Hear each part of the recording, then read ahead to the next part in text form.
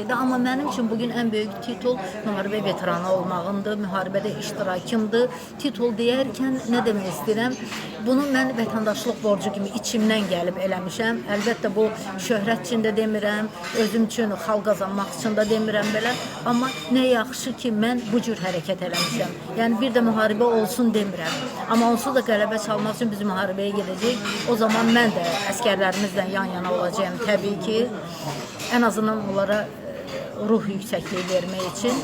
Ona görə də deyirəm ki, bir də dünyaya gəlsəydim, bir də bu həyatı yaşamalı olsaydım, elə belə bəlkə bundan da biraz vətənpərvər yaşaya bilərdim. Bu mənim həyat kredomdur deyim. Yəni ki, başqa cür düşünə bilmirəm, başqa cür ola bilmirəm. Yəni vətən, hərb, əskərlər, zabitlər mənim ən zəif yerimdir, ən həssas yerimdir. Yəni bu mövzuda bir kəlmə qarşıma deyən olsa, mən bilmirəm o adamla necə rəftar eləyərəm. Yəni ki, qələbə bizimlədir, inanıram.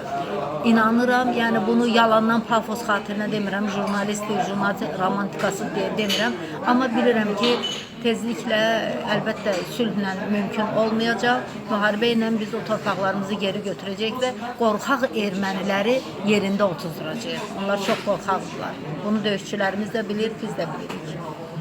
İnşallah